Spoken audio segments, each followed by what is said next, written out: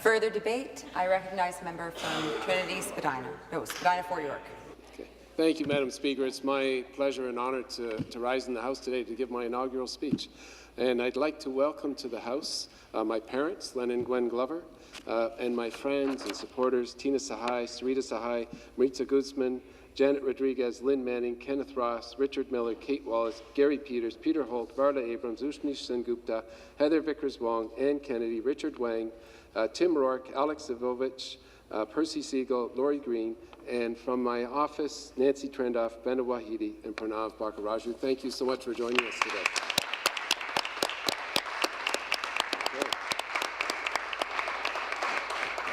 And I'd like to begin my remarks with a land acknowledgement. We are gathered today on the traditional territories of the Haudenosaunee, the Anishinaabeg, and the Mississaugas of the New Credit, and I'd like to acknowledge the ongoing and continuing presence of First Nations and Métis people on this land.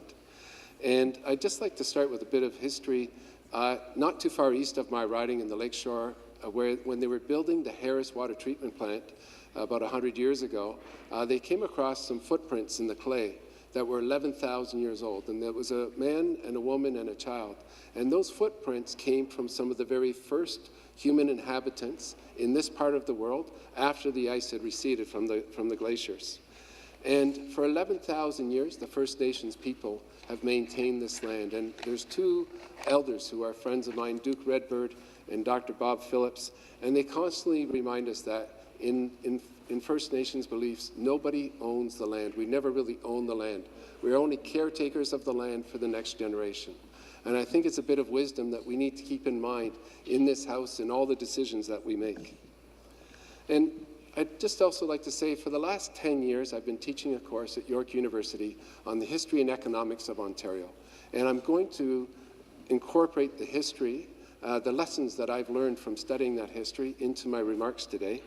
And I'd start with, first of all, looking at the NDP and its role in the legislature and in the governance of this province.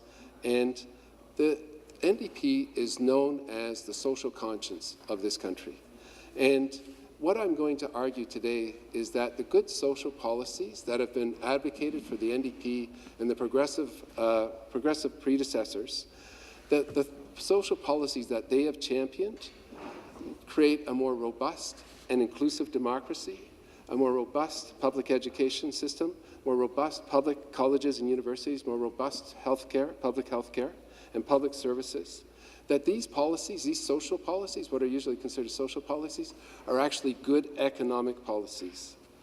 And my fear is that these social policies that this government is starting to tear down are actually going to have a long-term negative impact on our economy.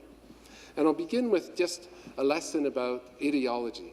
And we keep hearing from this government that they want to make the government smaller. They want to, keep money in taxpayers' pockets. And I can understand the need for that. And there is certainly a need to be certain that our services in this government are provided as efficiently as possible. But we don't want to undermine the services that are the foundation of our society and of our economy. And I'll give you a couple of historical examples. This government seems to be under the ideology that's expressed by Milton Friedman, who's a right-wing economist. And he says that the role of government is to provide a level playing field. And he stops at that. He says that that is primarily the role of government. And I would argue that the role of government is much greater. And that the problem with his metaphor is that he doesn't take it far enough. He doesn't think about it deeply enough. And I'll give you an example. If the role of government is just to maintain a level playing field, then companies are out on that field playing in the economy. And what ends up happening, and what has happened historically, and I'll give you an example from 400 years ago, in this very land, when this province was actually considered part of at least for the French, considered part of the colony of New France. At that time, the Company of 100 Associates had a charter to run the colony of New France. And the Company of 100 Associates were only interested in bringing men mainly to the settlements in Montreal and Quebec, because they wanted the men in the spring to get in their canoes and canoe in the voyageurs and the coureurs de bois to go in and get furs and bring them back. And so they weren't interested in having women here, because if there were women, then the men would be less reluctant or more reluctant to get in the canoes in the spring. And so the king saw that the colony was not developing in the way that he'd hoped, because it was under the control of this company, which was only looking after its own interests. And so he changed the charter, and he started to send in, and if you remember from your history lessons, les filles du roi, the king's daughters, so that the men would have somebody to marry. They started to settle down, they started to build farms, and that was the beginning of that colony. Another example from history of where the market, by companies by themselves, do not create a strong economy, a strong society, was in the early 1800s in the predecessor, Upper Canada, the predecessor here in Ontario. And at that time, the government was controlled by the lieutenant governor, who was appointed by the king, and then he appointed the executive council, and there was a legislative assembly that was elected, and they could recommend things to the executive council, but they didn't actually have any power. And what happened was the family compact were the ones that controlled the executive council. And they were all local businessmen, mostly centered here in Toronto. And they were looking after their own interests. So they didn't want to pay taxes. They didn't want to pay taxes to build roads across the province. They didn't want to pay taxes to build schools. And what ended up happening was they were actually choking economic growth, because the farmers in southwestern Ontario and the farmers in eastern Ontario and the areas north of Toronto, they didn't have roads to get their wheat to the mill and then their wheat to market. And so they were struggling. They were really struggling. And in the 1830s, their anger boiled up until they led the rebellion, and it was led by William Lyon Mackenzie. William Lyon Mackenzie led the rebellion in 1837, and even though the rebellion was put down, it scared the British, and they were afraid that they were going to lose their colony, just like they'd lost the United States. And so in 1848, they granted this colony, what was the predecessor to Ontario, responsible government democracy. And the outcome of that was a huge surge in economic growth. If you look at the history of this colony from 1848 to 1871, roads and railroads were built across the colony so that the farmers could get their goods to market. There was schools built. There was only 15 to 20% of children were getting schooling in 1848. By 1871, it was 80% of children were getting at least some schooling in this province. So, what happened was, when you had democracy, when you expanded the ring of power, then you actually expanded the economy.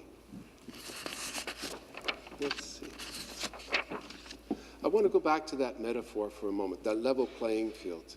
And, Milton Friedman says the role of government is just to maintain a level playing field. And we've seen from the example of New France and the example of the family compact that doesn't work. I would argue that the role of government, the first role of government, is to protect the field. If the field is the environment, then we're absolutely dependent upon this and maintaining this environment, maintaining the field for the next generation. We are the caretakers of the environment. Last year, global warming led to a record number of forest fires in this province, 1,325. A tornado ripped through Ottawa. The Ontario Environment Commissioner calculated that the damage from global warming last year was $1.2 billion for Ontario, which is $350 per person. And the government's response was to fire the Environment Commissioner and then to cancel the cap-and-trade system. And I get the arguments about cap and trade. Nobody wants to pay an extra 4 cents a litre on their fuel, on their gas. And I'm a driver as well, so I don't want to pay that. But on the other hand, that 4 cents a litre is going into economic stimulus, because the biggest economic opportunity over the next 50 years is going to be the transition of our economy from a fossil fuel-dependent economy to a renewable energy economy. And we need to be at the forefront of that. We need to make sure that the electric cars are being built here, the solar panels are being built here, that the technology is being developed here. And my fear is that the actions that this government has taken, the cancellation of the cap-and-trade system, the cancellation of that electric car rebate, and the solar panels, the cutting of the solar panel supports, that these are actually going to have long-term economic impacts. And I'll give you an example. The electric car rebate. I'm from Oshawa, and my parents are from Oshawa, And we come from a family that worked at General Motors, and we are really saddened to see, the potential demise of General Motors in a year. But General Motors is looking for a place to build electric cars, and they're not going to be building electric cars in Ontario because it's not a friendly market for electric cars. There was another company that's looking to build electric cars in Windsor, and they're not going to be locating in Windsor because that rebate has been taken away. So we're actually cutting ourselves off from the next generation of car-making opportunities. I want to go back. So I talked about the environment, the level playing field. The main role of government is to protect the environment, and in doing so, we can actually stimulate our economy and prepare ourselves for the next generation of economic growth. The other thing about that field, if we take that metaphor a bit further, is that it's not the game on the field is not a war of all against all. It's actually a team, and we are fielding a team. And we want to give our team as many competitive advantages as we can. We want to make sure they're well educated, that they're healthy, and that they've got the best equipment or whatever else we can give them to make sure that they do well. And so this is where I've seen historically we've done some really good things, and even the Conservative Party historically has done some really good things. And I'll talk about Ontario Hydro. It was created in 1906 by Adam Beck, who was a Conservative MPP in this very House. And he fought tooth and nail, even against his own Conservative Party, to get this thing built. But in 1900, hydroelectricity cost 10 cents a kilowatt hour. After it was nationalized by Adam Beck, Ontario Hydro set the rate at 4 cents a kilowatt hour, and it stayed at 4 cents a kilowatt hour till 1995. It was a great competitive advantage. And Adam Beck did it partly because he owned a small cigar box manufacturing company in Cambridge, and he wanted this competitive advantage. He wanted low-cost electricity, not only for his business, but for all manufacturers and for the people of Ontario. And it worked really well. And then in 1995, Mike Harris came in, and he started to break up and privatize Ontario Hydro. Then the Liberals finished that off, and now we're paying somewhere between 16 and 25 cents a kilowatt hour, and our electricity costs are a competitive disadvantage for us. Let's see, other competitive advantages or disadvantages, the roads. Just like, Upper Canada, they needed to build roads. When Harris built the road, the 427, he sold it off to private interest. And now the 407, thank you. The 407, when he built the 407, sold it off. And so now you have to pay a toll on it. And it's a disadvantage not only for the workers who have to drive on it every day and pay every day, but it's also a disadvantage for the companies that need to move their goods across the 407 because they have a surcharge on the transportation. It would have been much better if it was a public service, a public road. Healthcare. In 1965, it was introduced. It was introduced as a social policy. People thought everybody should have the right to go to a doctor. But what it ended up happening, it was an incredible economic competitive advantage for us. We pay, on average, $5,000 per capita on healthcare. That's what we spend in Canada. In the United States, where they have a privatized healthcare system, they pay $10,000, twice as much. Almost double the percentage of their GDP is spent on healthcare. And yet, we live longer, and our babies are born healthier, and we have more years of healthy living. So public health care is absolutely a competitive advantage. Public education is also a competitive advantage. And I'll go back in history a little bit here. When the people who were fighting for democracy in the early 1800s, they were also fighting for public education because they knew that if the people were going to govern themselves, they needed to be educated. And with the growth of public education in the late 1800s, in 1848 it really started to expand, and they needed teachers. And they didn't have a lot of money to pay teachers. And so the people that ended up teaching were young women because they didn't have to pay them as much as the men. The men had other economic opportunities. They could go cut bush, they could work on a farm, but the women, were willing to work for less. But what ended up happening was that women got educated. And within 20 years, in 1871, we had our first female doctor in Ontario, Emily Stowe. And she and her daughter, who was also a doctor, were the leaders, some of the leaders of the suffragette movement that eventually got women the right to vote in 1917. So, the expansion of public education, it also created a more inclusive education system and a more inclusive economy for people and a more inclusive democracy. My concern about this government is that it is, and I'll go back to the Harris government, they launched an attack on public education. They said they wanted to create a crisis in our public education system. They underfunded our public schools by $1.2 billion, and then they created what would have been, if it fully rolled out, a $700 million tax cut for private schools. This government is also undermining our public education system. They've decided that they will increase class sizes in high schools by 20%. Which means that a 20% reduction in the number of teachers in the building. 1 in 5 teachers will be gone. They're also going to be delivering 4 out of 30 credits online.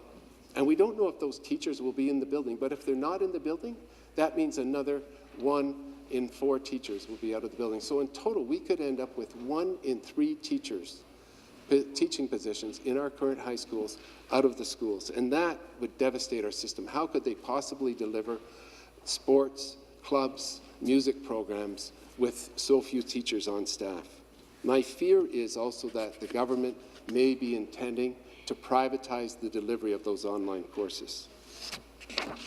And any attack on our public education system is an attack on our long-term economic ability, to compete in the world. I would say one of our competitive advantages in Canada is our inclusivity. In my riding, I was recently touring Expedia, the office of Expedia, and I was talking to the executive who was touring me around. He said, Canada's greatest competitive advantage is our inclusivity, our celebration of diversity, because he said we can bring people from anywhere in the world and they want to come here. They don't worry about it because we are such a multicultural, multiracial, multilinguistic society here. The challenge is that this government is sidelining some people, and this is one of my biggest concerns. And I'm going to go back in history about sidelining, about bringing more people into the sphere of power. And I want to go back to talk about workers first. Workers were sidelined from our democracy, even though they had the power to vote. Were really sidelined from our democracy until 1937. And in 1937, there was a strike in Oshawa, and the workers in Oshawa were unionizing. And the Conservative government of the time, Mitch Hepburn was the premier, he got a gang of goons assembled here. They were called Hepburn's Hussars, and they were going to march on Oshawa, and they were going to beat up the strikers and possibly kill some of them. And some of the cabinet ministers in Hepburn's government refused to go along with it. They said they would not, they actually stepped down from their cabinet posts. And eventually Hepburn had to, abandon that plan, and the workers were allowed to unionize. And after the Second World War, the number of workers who were unionized continued to expand. And as it expanded in the 60s and 70s, we had unparalleled economic growth. We had the creation of a large middle class in this province. It was a period of unparalleled economic growth, 6 to 7% often per year of GDP growth in the 60s and 70s.